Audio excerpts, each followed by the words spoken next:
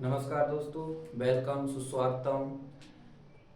अभी जैसे हमने देखा है कि एक लेक्चर सीरीज हमने कंप्लीट की है जिसमें हेल्थ और डिसीज वाला जो चैप्टर है वो हमने आपको कंप्लीट करा दिया है। अब हम आज लेक्चर सीरीज में लेके आए हैं जेनेटिक्स।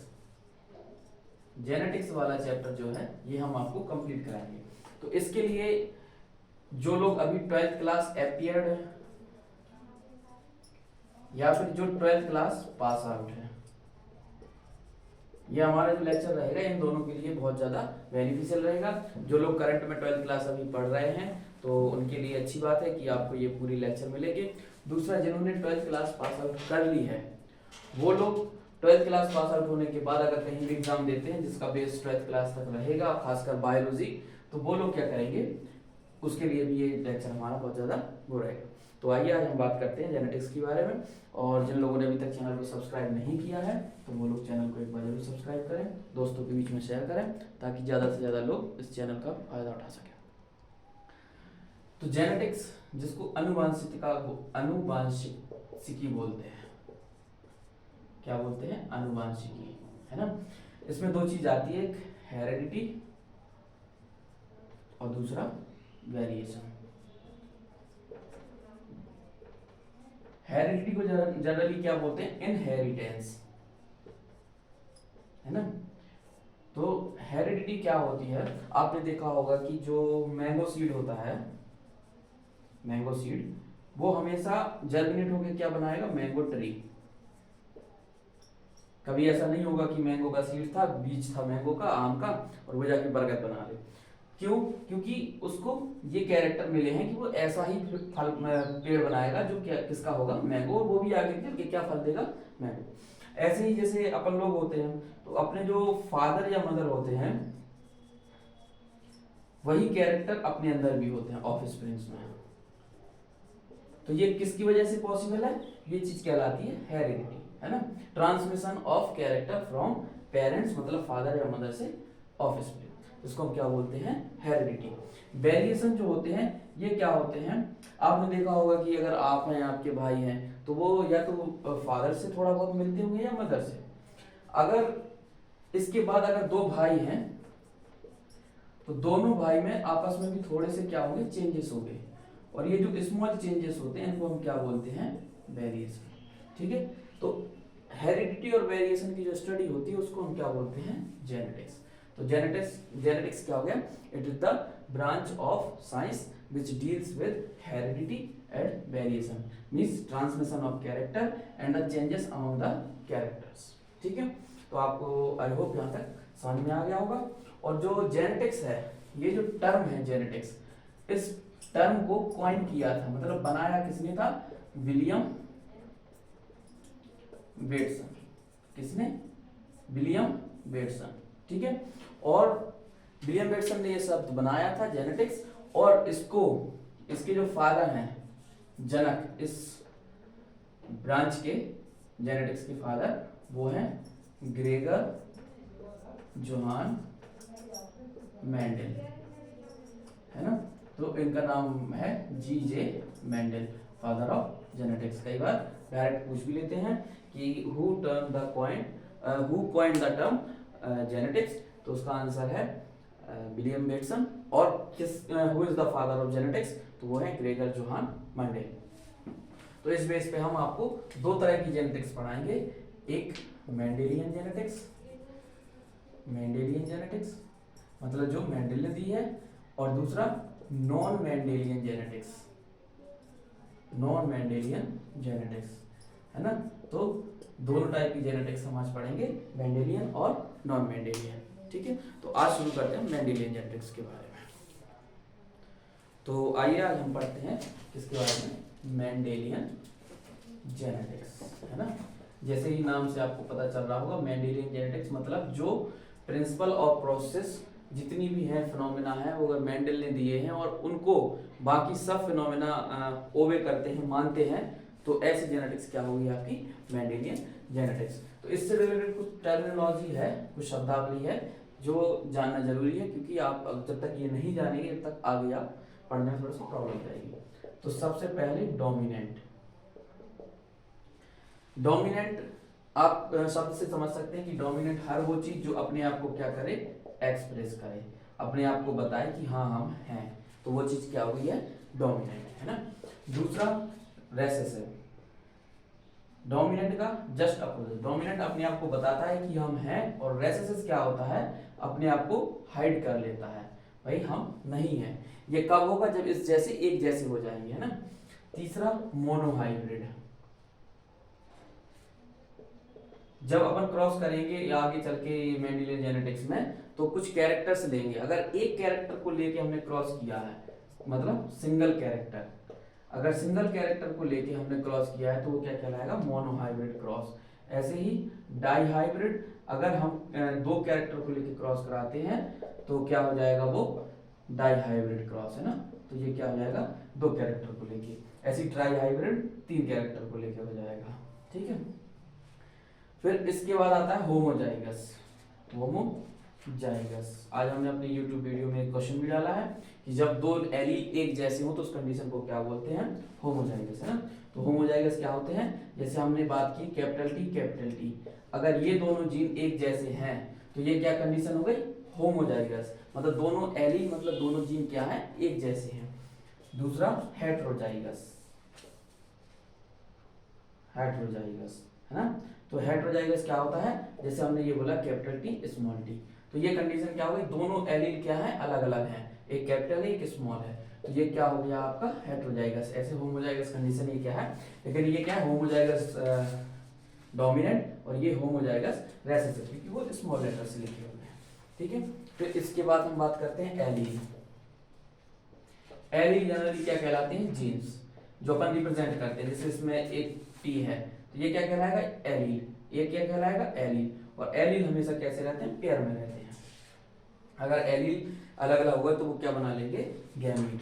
फिर इसके बाद जीनोटाइप, जीनोटाइप क्या होता है, जेनेटिक रिकॉम्बिनेशन, जेनेटिक कॉम्बिनेशन। अगर कोई भी चीज है उसका जेनेटिक कॉम्बिनेशन क्या होगा, वो क्या कहलाएगा आपका, जीनोटाइप। और ऐसे ही फिनोटाइप, फिजिकल अपीयरेंस, फिनोटाइप क्या होगा, फिजिकल अपीयरेंस, कि वो कैसा दिखता है, और वो किसकी वजह से दिखता है, जेनेटिक रिकॉम्बिनेशन। जैसे हमने बोला टॉल, तो टॉल क्या हो गया इसका, फिनोटाइप, आपको दिखेगा कि ये लंबा है ना। ऐसे हमने बोला ड्वार्फ, तो ये भी क्या है, इसका फिनोटाइप है। लेकिन इन दोनों के जीनोटाइप क्या होंगे, टॉल के लिए क्या होगा, कैपिटल टी, ऐसे डॉर्फ के लिए क्या होगा, कैपिटल स्मॉल टी, है ना। तो ये जो इस चीज को रिप्रेजेंट कर रहा है जेनेटिक रिकॉम्बिनेशन, वो क्या है, जीनोटाइप, और उसकी वजह से उसका फिजिकल अपीयरेंस कैसा होगा, वो क्या कहलाएगा, उसका फिनोटाइप, ठीक है। तो यहाँ जितने भी लिखे हैं सब वो आपको समझ में आ गया कि dominant, recessive, monohybrid, dihybrid, homozygous, heterozygous, allele, genotype, phenotype. अब अपन जैसे ये आगे पढ़ते जाएंगे ये टर्म्स आएंगे तो आपको कंफ्यूज नहीं होना है कि आखिर ये टर्म क्या बताता है, ठीक है। तो मेंडल ने जितना भी अपना काम किया है उसके लिए एक प्लांट सेलेक्ट किया था, वो है पी प्लांट। क्या है, पी प्लांट, जिसका नाम क्या है साइंटिफिक, पाइसम सेटाइवम। क्या नाम है, पाइसम सेटाइवम। ये साइंटिफिक नेम है, इसको हम क्या करेंगे, अंडरलाइन करेंगे, वो भी कैसा, सेपरेटली, है ना। तो किस प्लांट पे काम किया था मेंडल ने, पी प्लांट, जिसको हम क्या बोलते हैं, गार्डन पी भी बोलते हैं। आप देखेंगे कि जब तक सर्दी ओवर मटर आएगी, कुछ भी बनाओ उसमें मटर तो जाएगी ही, ठीक है। अब इन्होंने पी प्लांट ही क्यों सिलेक्ट किया है, तो उसके कुछ रीजंस हैं। तो पहला रीजन क्या है इसका, कि इसको अपन इजीली कल्टीवेटेड है, ये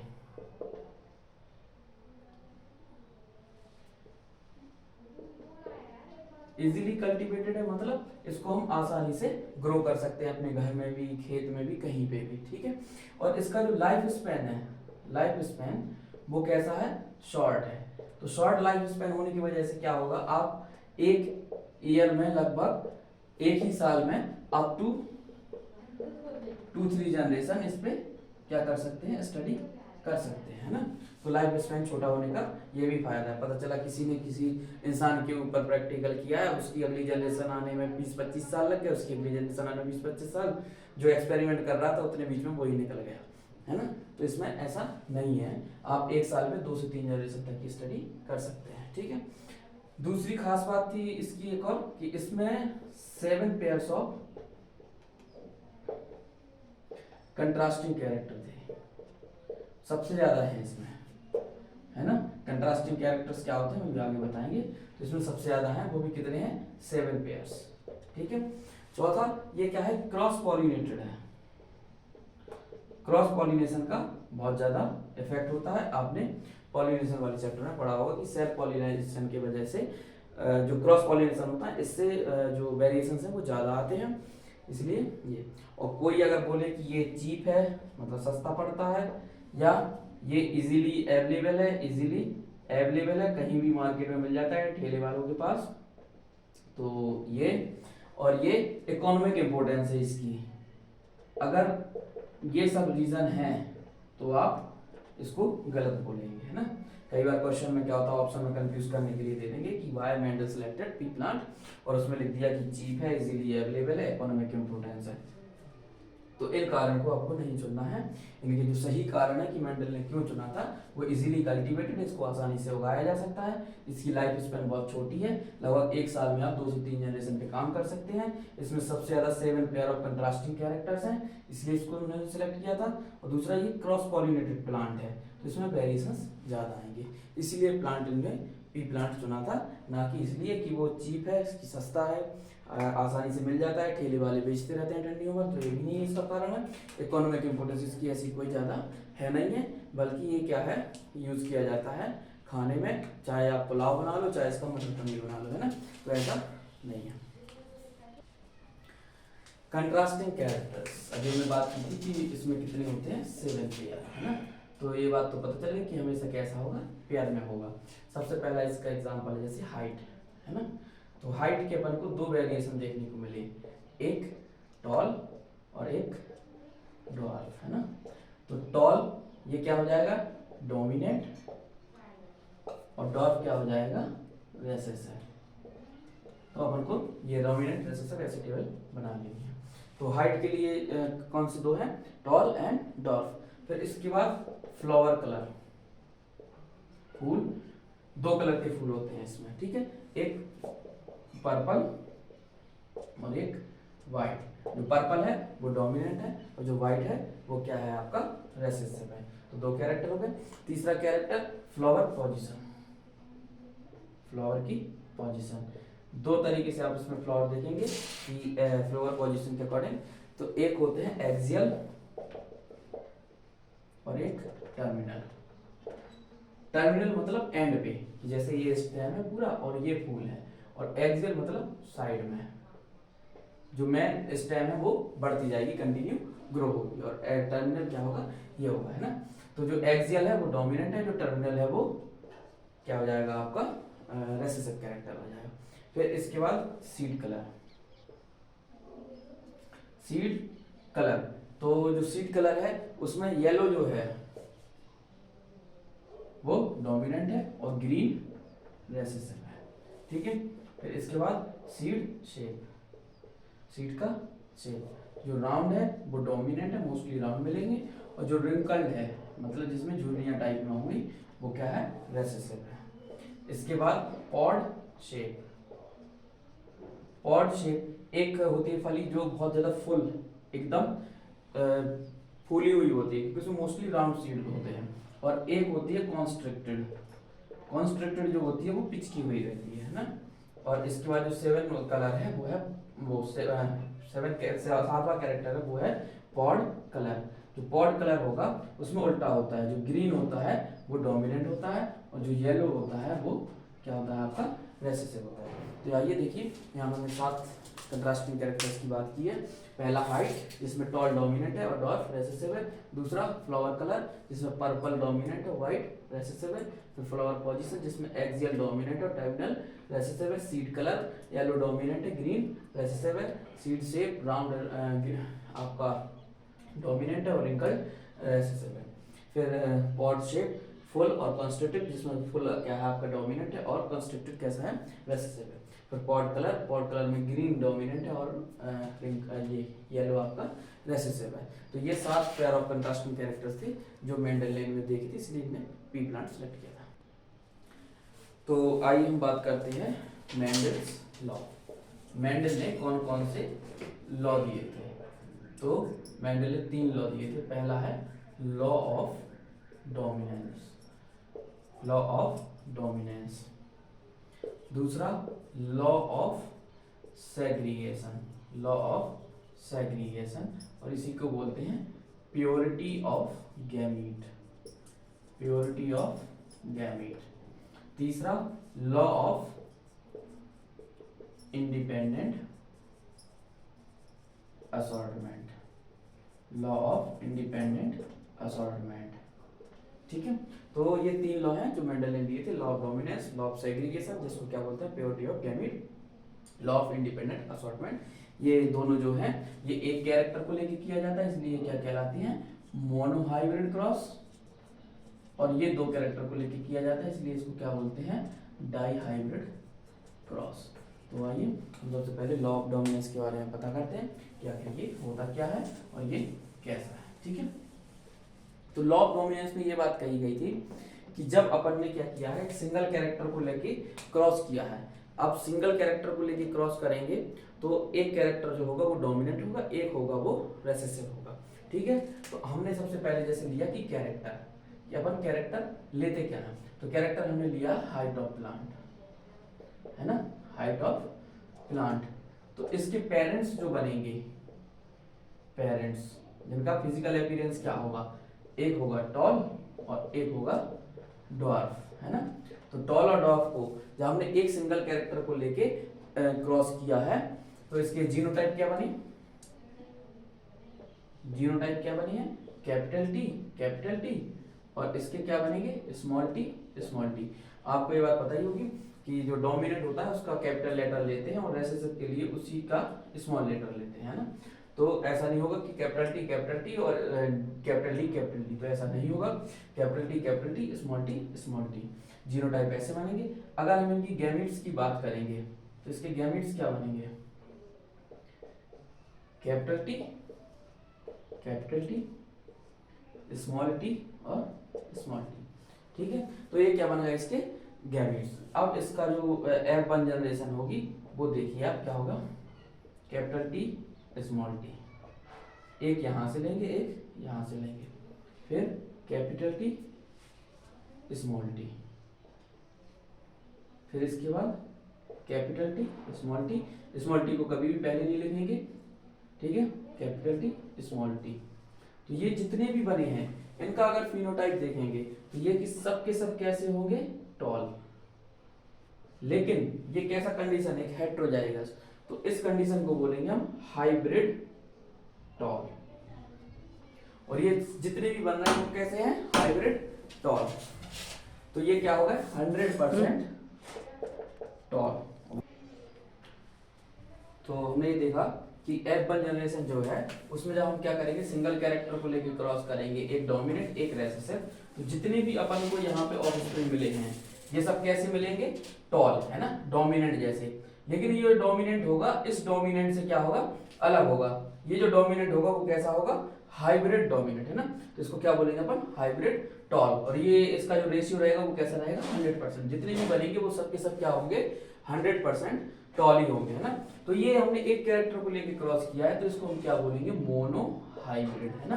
अभी हमने आपको बताया था कि मोनो हाइब्रिड क्रॉस क्या होता है, जहां हम एक सिंगल कैरेक्टर को लेके क्रॉस करते हैं तो उस क्रॉस को हम क्या बोलते हैं? Mono hybrid cross. तो ये जो था आपका वो लॉ ऑफ डोमिनेंस था जो मेंडल ने दिया था।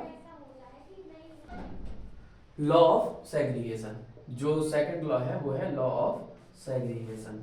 जो लॉ ऑफ सेग्रीगेशन है इसमें ये बात कही गई थी कि अगर हम F1 जनरेशन में जो अपन को ऑफस्प्रिंग मिली है उसको एज अ पेरेंट क्रॉस कराएंगे, सेल्फ क्रॉस कराएंगे F1 जनरेशन को, तो इसमें जैसे आपने अभी देखा था कि कैपिटल टी स्मॉल टी था। ठीक है, तो इसके F1 जनरेशन में जो ऑफस्प्रिंग मिली थी वो थी क्या आपकी? Capital T small T. लेकिन इसमें ये बात कही गई कि ये जो दोनों जीन हैं जो अलग हैं, एक डोमिनेंट एक रेसेसिव है, ये सिर्फ साथ में रहेंगे और डोमिनेंट वाला अपने आप को एक्सप्रेस करेगा। लेकिन जैसे ही गैमीट फॉर्मेशन होगा तो ये क्या हो जाएगा? सेपरेट हो जाएगा। चलो हम इसको देखो प्रूव करते हैं। तो सिमिलरली हमने कैरेक्टर क्या लिया है? हाइट का ही लिया है और सिंगल कैरेक्टर है। तो ये कैरेक्टर क्या है, हाइट, है ना। इसका फिनोटाइप क्या हो जाएगा, या पेरेंट, तो फिनोटाइप क्या हो जाएगा आपका, हाइब्रिड टॉल, है ना, जो अपन को कहां से मिला है, F1 जनरेशन से, है ना। इसका जीनोटाइप अगर देखें तो जीनोटाइप क्या बनेगा, ये कैसा होगा, हाइब्रिड, वो heterozygous, capital T small T, capital T small T, है ना। अब इसकी जो गैमीट बनेंगे, तो गैमीट क्या बनाएंगे, एक बनेगा कैपिटल टी और एक बनेगा स्मॉल टी। ऐसे ही इसके गैमीट क्या बनेंगे, एक कैपिटल टी और एक स्मॉल टी। अब F1 जनरेशन के बाद ये क्या मिलेगी अपन को, F2 जनरेशन, फीलियल 2 जनरेशन। तो इसमें इसको इसके साथ किया तो कैपिटल टी, यहाँ ये कैपिटल टी स्मॉल टी, ये कैपिटल टी स्मॉल टी और ये स्मॉल टी। तो अपन को ये क्या मिल गए हैं, 4, है ना, जिसमें से ये 3 क्या है आपके, टॉल, और एक ये क्या है, ड्वार्फ। तो यहीं से ये पता चल रहा है अपन को कि जो डॉर्फ अपन ने लिया नहीं था, दोनों के दोनों पेरेंट्स कैसे लिए थे, टॉल, तो फिर एक डॉर्फ कहां से आया है, तो यहीं से पता चला है कि जो डॉर्फ के लिए जो जीन रिस्पॉन्सिबल है, रेसेसिव जीन, वो टॉल वाला जो डोमिनेंट जीन है इसके साथ सिर्फ था, लेकिन जैसे ही गैमीट फॉर्मेशन हुआ तो वो क्या हो गया, अलग हो गया, और दोनों ने मिलकर एक नया क्या बना लिया है, नया ऑफस्प्रिंग दी है ना, जो कहाँ थी, F1 जनरेशन के पेरेंट्स में थी, ठीक है। तो इसका मतलब जो जीन थे वो केवल साथ में रहे और गैमीट फॉर्मेशन के टाइम पे अलग अलग हो गए हैं। तो इसके लिए जो फिनोटाइपिक रेशियो होगा, फिनोटाइपिक रेशियो, है ना, कि फिनोटाइप का क्या रेशियो है, तो फिनोटाइपिक जो रेशियो होगा वो क्या होगा, 3:1, मतलब 3 टॉल हो गए हैं और एक डॉर्फ। और जीनोटाइपिक रेशियो अगर देखेंगे, कौन सा रेशियो, जीनोटाइपिक रेशियो, ये क्या होगा, 1:2:1, एक होगा कैपिटल टी वाला, इसके बाद 2 होंगे कैपिटल टी स्मॉल टी वाले, और एक होगा स्मॉल टी वाला, है ना। तो जीनोटाइपिक रेशियो और फिनोटाइपिक रेशियो इसका क्या रहेगा, जीनोटाइपिक होगा 1:2:1 और फिनोटाइपिक रेशियो कब होगा, 3:1, है ना। तो ये था आपका लॉ ऑफ सेग्रीगेशन, और यहाँ पे गैमीट की प्योरिटी चेक हो गई, इसलिए इसको क्या बोलते हैं, प्योरिटी ऑफ गैमीट, है ना। तो ये मेंडल के 2 लॉ हो गए हैं जो आपके क्या है, एक कैरेक्टर के बेस पे है। तो ये दोनों लॉ किसको फॉलो करते हैं, मोनो हाइब्रिड क्रॉस को फॉलो करते हैं, क्योंकि अपन ने एक कैरेक्टर को लेके किया है ना। तो आज की क्लास यहीं खत्म करते हैं। इसके बाद डाई हाइब्रिड क्रॉस या मेंडल का जो 3rd लॉ है वो हम आपको कल बताएंगे। अभी तक जिन लोगों ने चैनल को सब्सक्राइब नहीं किया है तो वो लोग चैनल सब्सक्राइब कर लें, दोस्तों के बीच में शेयर करें। इन्हीं में से कहीं ना कहीं आपको कैसे क्वेश्चन आएंगे ये हम आपको बताते जा रहे हैं बीच बीच में से, कि मेंडल ने प्लांट क्यों सिलेक्ट किया था, या जो जीनोटाइपिक रेशियो है वो F2 जनरेशन के लिए क्या होगा। तो ये ऐसे सब क्वेश्चन, जो छोटे छोटे क्वेश्चन है ये बनेंगे और ये CUT में आएंगे, ताकि आपको अगर सागर के सागर ही एडमिशन चाहिए तो यहाँ से आपको एडमिशन भी इजीली मिल जाएगा। जय हिंद, जय भारत।